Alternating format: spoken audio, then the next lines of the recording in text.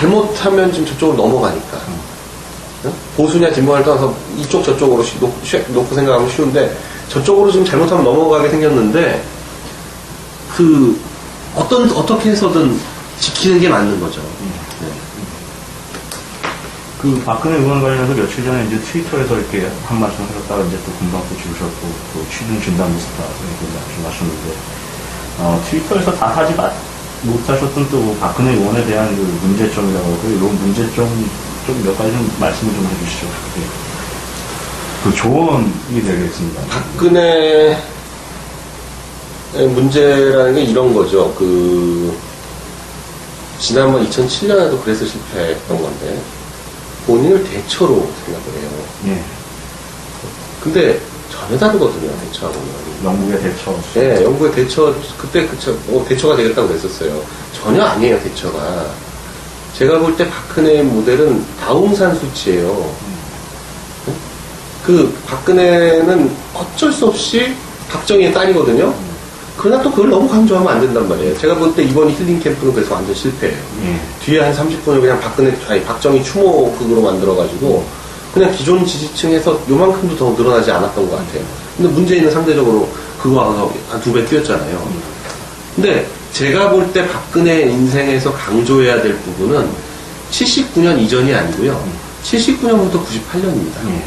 요 20년이 사실은 올해 박근혜가 만일에 강조하고 싶으면 요 20년을 강조를 해야 돼요. 그건 왜 그렇습니까? 79년까지는 공주였지 않습니까? 근데 79년부터 98년까지는 그냥 공주가 아니라 고아예요, 고아. 네? 공주로 20몇 년 살았지만 그 다음 20년은 그냥 천의 고아였어요. 남편도 없고 자식도 없고 부모도 없는 그냥 천의 고아. 그리고 남동생 하나 있는 건 마약 맞아서 그러고 돌아다니고 여동생 하나 있는 건 언니랑 싸워가지고 완전히 의절하다시피 하고 완전 천의 고아였잖아요. 그 20년간의 고독 그리고 사실상 정권에서 계속 견제하는 바람에 거의 가택연금 비슷한 생활을 계속했다. 아웅산 수치가 지금 20년 동안 가택연금 받았잖아요. 그러면서 민주화의 미얀마 민주화의 신화로 떠오르면서 이게 되는 거지. 예전처럼 그냥 아웅산의 딸이었다 이거 갖고 안 되는 거거든요. 그러니까 박근혜는 박정희를 자꾸 회상시켜봐야 소용이 없어요. 박정희는 20, 30대한테는 그냥 사진 속으로만 보던 그냥 집안 일으킨 할아버지예요. 그냥 노무현은 지금 만일 지금 제일 큰 가능성은 박근혜 문재인 싸움으로 갈 가능성이 큰데 문재인은 어쩔 수 없이 노무현이란 말입니다. 노무현의 영매잖아요. 노무현 저승하고 이승을 연결해주는 메신저라고요. 문재인은. 그걸 본인이 뛰어넘을 생각이 전혀 없어요. 자기는 그냥 노골적으로 자기는 노무현이다 이렇게 얘기하는 거 아니겠어요? 그래서 살아있는 노무현인 거죠. 근데 박근혜가 지금 살아있는 박정희가 되려고 그러면 안 된다는 거죠. 그럼 박정희가 노무현 싸움을 하면 이건 필패구도다 이렇게 보는 거고 박근혜만의 콘텐츠를 보여줘야 되는데 그걸 왜 자꾸 엉뚱한 걸로 가느냐 본인하고 맞는 거에 해야 된다 이런 생각이고 제가 지금 말씀드린 것처럼 본인의 과거의 고통을 강조해야지 그 예전의 영광을 재현하려고 해가지고는 안 된다 이렇게 보는 겁니다. 예. 한나라당 비대위 요새 문제 좀 많이 지적을 하시는 분으로 알고 있습니다. 김종인 의원이나 특히 본인은 합리적인 보수로 했었던 주장했던 이상돈 교수 그리고 이준석 씨 이렇게 나오는데 특히 이준석 씨 같은 경우에는 6.25가 난치인지 북치인지에 대해서 물어보니까는 대답도 제대로 안 했던 사람이고 이 이정인 의원에 대해서 근데 이준석 씨가 한 얘기가 의정 활동을 단순히 열심히 하니까 존경한다라고 이렇게 얘기했습니다. 지금 한나라당 비대위 이게 어떻게 보십니까? 이게 한나라당 비대위는 소모품인 거죠. 어차피 그 사람들 에 대해서 왈가왈부 하는 것 자체가 입 아픈 얘기고요. 제가 볼 때는 어차피 소모품인데 그냥 박근혜의 목표를 달성하는 데 있어서 그냥 충실하면 되는 겁니다.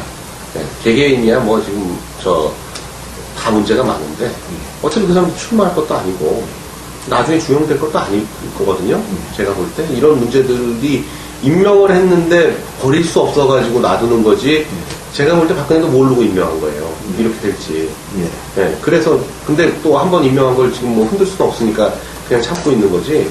저 사람들은 그냥 비대위 끝나면 끝나는 거고요. 비대위가 사실상 지금 이미 이제 끝난 겁니다. 요번 주까지는 아마 이상돈, 김종인도 그냥 죽을 수 없으니까 한마디씩 더 하는 건데, 예. 그리고 또 아직, 뭐, 이재원이 뭐니 여기 쫓아낼 사람들에 대해서, 자기가 끌고 논계의 역할을 해줄 사람이 필요하니까, 그런 역할을 지금 하고 있는 거고요.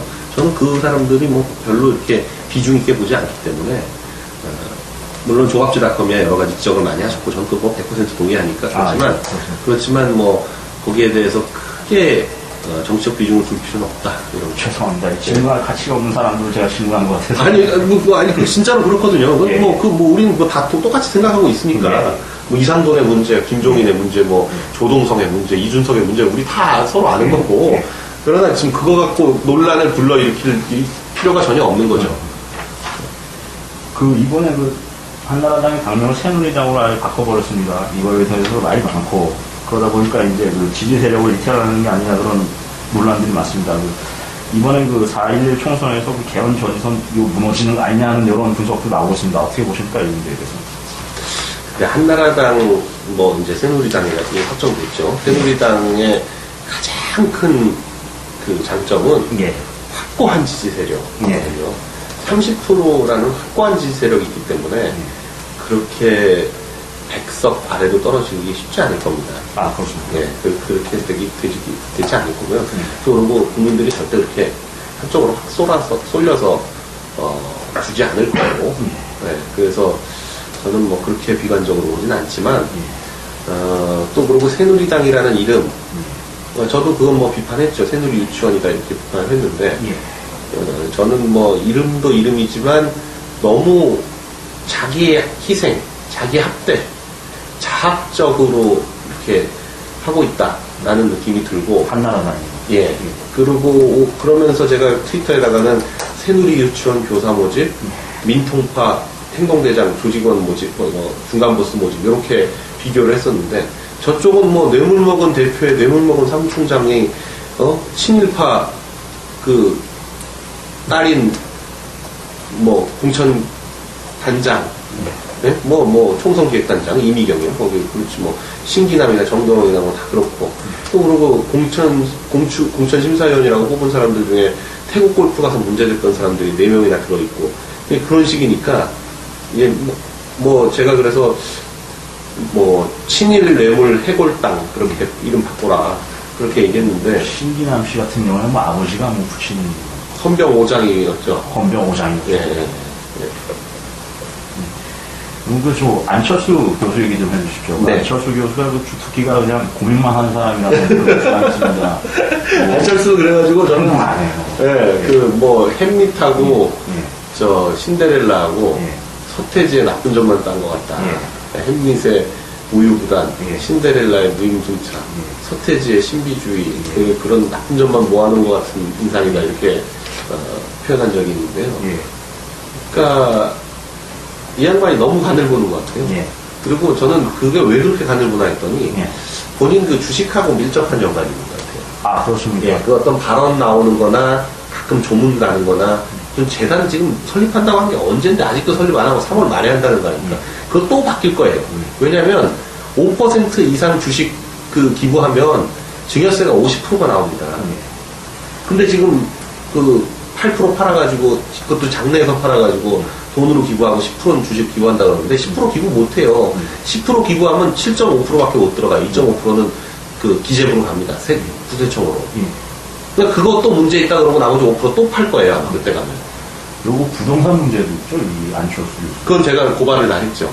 예. 그래서 위장 전입한과 부동산 투기, 그러니까 부동산 실명제법 위반, 그거 다 고발을 해놓은 상태인데요. 그거 말고도 재산 문제가 많습니다. 무진장 많습니다. 그러니까 안철수는 제가 볼 때 끝까지 가긴 힘든데, 결정적으로 재산 문제 때문에 낙마를 하게 되지 않겠나. 이렇게 보는데, 지금 보니까 그게 좀 땡겨질 것 같아요. 지금 요즘 들어오는 첩보에 의하면 금감위에서 안철수 연구소의 2대 주주인 원종호 주변 계좌를 보고 있는데 굉장히 의심스러운 차명 계좌들이 여러 개가 지금 발견되고 있어서 추가로 조사하고 있다고 그러거든요. 그러니까 그게 터지면 만만치 않을 겁니다. 지금 안철수는 안 죽으려고 다음 주에 판다고 주식을. 만일에 안철수 같은 일대 주주가 시장에서 저렇게 예고도 안 하고 팔아버리면 그럼 아마 개미들 완전 피작살 나가지고 난리 날 겁니다. 그런데도 지금 사실 그 장내에서 팔면 안 되는 거거든요. 그 원종호는 그 10.5%를 갖다가 이따가 지금 18만 주 팔아가지고 지금 9%로 떨어졌는데 예. 원종호는 평균 매입가가 12,000원이에요. 근데 그 똑같은 주식 안철수는 1,710원입니다. 매입가가. 그걸 1,710원짜리를 지금 10몇만 원을 만들어 놨으니 그게 작전이 아닐 수가 있겠어요. 그러면 그 의원님께서는 그 안철수 교수가 대선에 나온다고 보십니까? 안 나온다고? 아니, 그러니까 나온다고 계속 간을 보겠죠. 간만 보는 네, 아니, 근데 간을 보고, 예. 아, 상황만 되면 하겠죠. 예. 근데 상황이 안 되겠죠.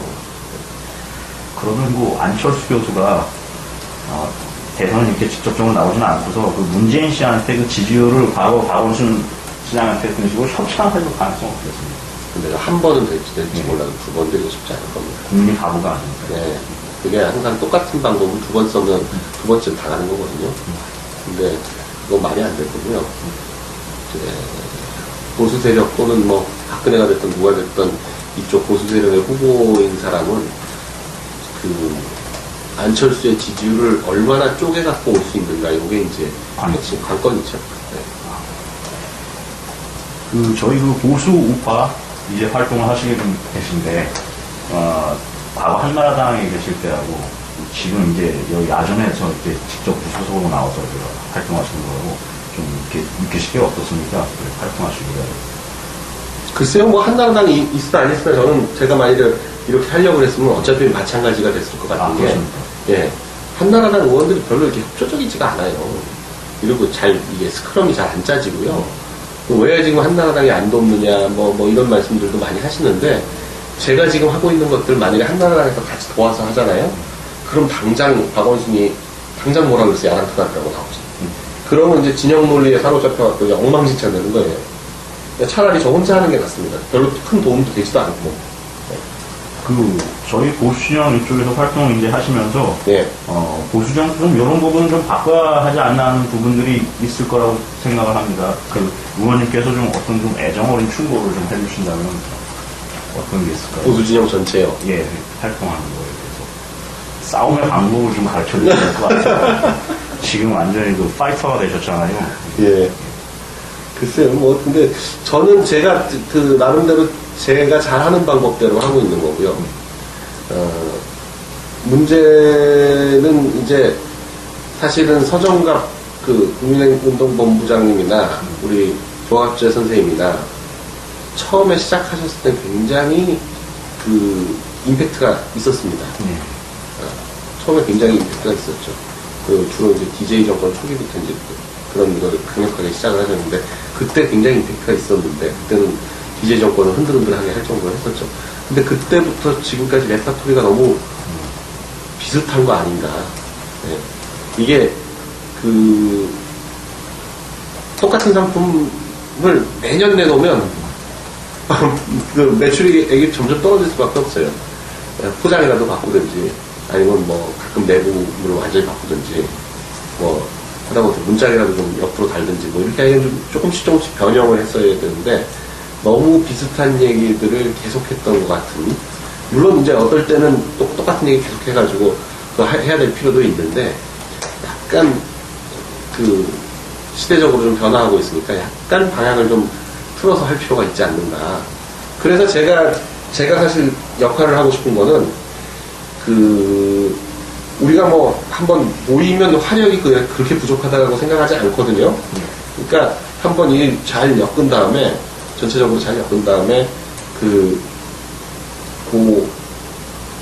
얻는 어떤 물건을 지금 이제 판매망은 갖춰져 있는 거니까 좀 신제품을 한번 좀 내놔야 되겠다 이렇게 생각을 비즈니스 마인드. 네. 그러니까 굳이 이런 어차피 우리도 지금 같은 그 고수라는 물건을 파는 거니까요. 네. 네. 저쪽은 하여간 계속 바꿔왔잖아요. 근데 우리는 너무 계속 똑같이 팔았다. 물론 그런 것도 있어요. 롤렉스나 바바리는 뭐 샤넬은 똑같은 물건 계속 그건 팔면서 매년 또 라인을 바꾸는 것도 있거든요.